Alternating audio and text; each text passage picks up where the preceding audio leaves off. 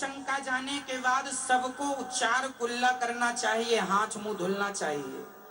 लघु शंका जाने के बाद जरूर जाइए, कुल्ला करिए, हाथ इसके बिना आप शुद्ध नहीं होते। शौच करने के बाद आपको स्नान करना ही चाहिए, बिना स्नान किए आप शुद्ध नहीं होते।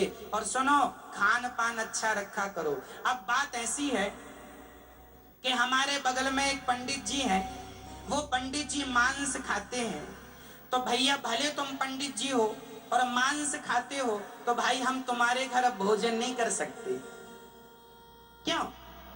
तुम क्षत्रिय हो और मांस खाते हो, हम तुम्हारे घर भोजन नहीं कर सकते। तुम वैश्य हो, तुम मांस खाते हो, हम तुम्हारे घर भोजन नहीं कर सकते। तुम शूद्र हो और मांस खाते हो, हम तुम्हारे घर भोजन नहीं कर सकते। परंतु तुम सात्विक हो और भगवान के भक्त हो, तो हम तुम्हारे घर आएंगे, जाएंगे, तुम्हारा प्रेम से प्रसाद भी ग्रहण करेंगे, यदि तुमने प्रेम से भगवान की भक्ति की और अपने आचरण का पालन किया। माता शबरी के घर जाके राम ने बेर खाए कि नहीं?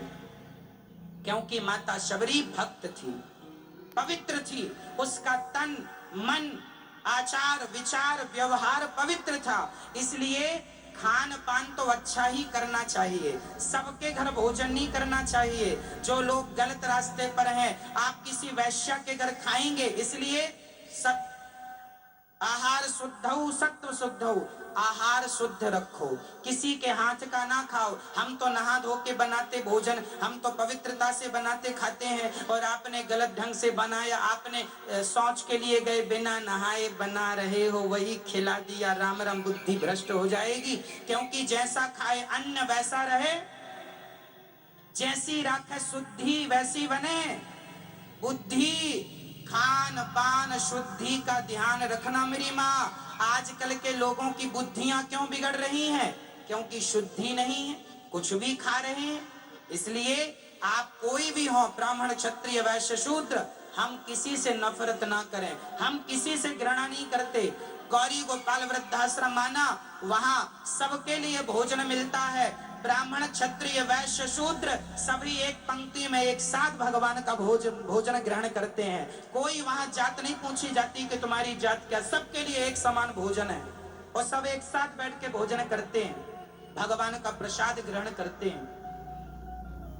यदि हमें नुकसान है तो गलत विचारों से, इसलिए आज से हम सभी भाईचारे से रहेंगे, हाँ या ना?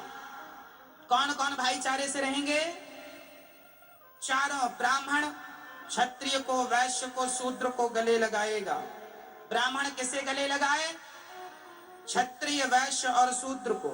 और क्षत्रिय किसे गले लगाए? ब्राह्मण वैश्य और शूद्र को। और वैश्य किसे गले लगाए? ब्राह्मण क्षत्रिय और शूद्र को। और शूद्र किसे गले लगाए? ब्राह्मण क्षत्रिय और वैश्य को। तुम चारों एक बाप की संतान हो, आपस में लड़ोगे, मिट जाओगे,